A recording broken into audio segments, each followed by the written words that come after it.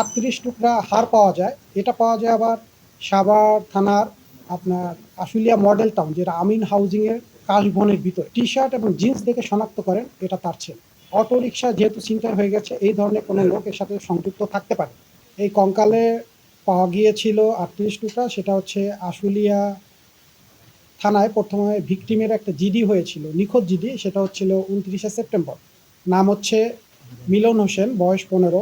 সে 29শে September 2025 তারিখ নিখোঁজ হয়।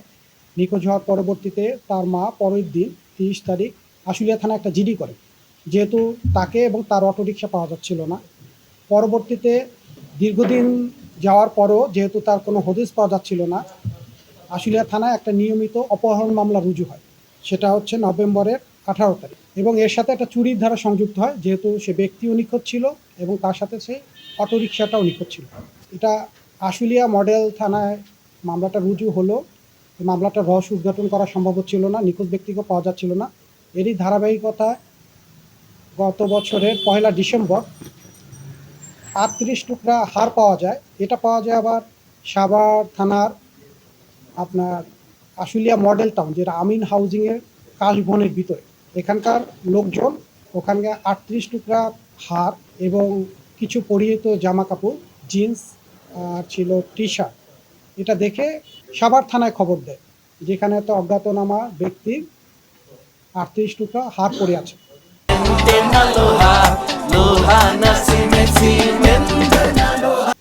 যথারীতি সাভার থানা থেকে ওখানকে ভিজিট করা হয়। ভিজিট করে ওখানে এই 38 টুকরা হার প্লাস পরিহিত যে টি শার্ট এবং জিন্স, এটা জব্দ করেন। তখন এই ভিকটিম, মানে হচ্ছে মিলন হোসেনের মা, ওই ঘটনাস্থলে যান এবং গিয়ে ভিকটিমের পরিহিত পোশাক, টি শার্ট এবং জিন্স দেখে শনাক্ত করেন এটা তার ছেলে। একই তারিখে পিবিআইও ওই ঘটনাস্থলে আমরা যাই, পিবিআই ঢাকা জেলা থেকে। আপনারা জানেন যে প্রতিটা ঘটনার ক্ষেত্রে আমরা ছায়া তদন্ত করে থাকি এবং আমাদের ক্রাইম সিন টিম যথাসময় ঘটনাস্থলগুলো পরিদর্শন করে থাকি। আমরা ওই ঘটনাস্থলে যাওয়ার পর থেকে যখন এই 38 টুকরা হার এবং তার পরিহিত জামাকাপড় উদ্ধার করা হয়, তখন থেকে আমরা এই ঘটনার বিষয়ে ছায়া তদন্ত শুরু করি। আমাদের পিবিআই প্রধান অতিরিক্ত আইজিপি মহোদয়ের নির্দেশনায় আমরা শুরু থেকেই এই মামলাটা নিয়ে তদন্ত অব্যাহত রাখি এবং বিজ্ঞ আদালত এবছরই 1 জানুয়ারি মামলাটা আমাদের কাছে হস্তান্তর করে। যেহেতু আমরা প্রথম থেকে এটা নিয়ে ছায়া তদন্ত করছিলাম, আমরা মামলার ব্যাপারে প্রথম থেকে ওয়াকিবহাল ছিলাম এবং ঘটনা নিয়ে আমরা একটা টিম ওয়ার্ক শুরু করি পিবিআই ঢাকা জেলা থেকে এই মামলার রহস্য উদ্ঘাটনের জন্য। পরবর্তীতে আমরা এটা তথ্য প্রযুক্তির সহায়তা নিয়ে স্থানীয় সোর্স নিয়োগ করি, যে অটোরিকশা যেহেতু ছিনতাই হয়ে গেছে, এই ধরনের কোনো লোক এর সাথে সংযুক্ত থাকতে পারে।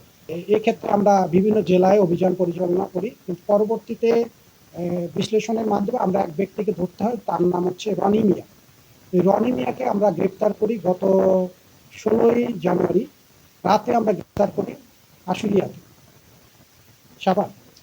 সাভার থেকে আমরা এই রনি মিয়াকে গ্রেপ্তার করতে সক্ষম হই।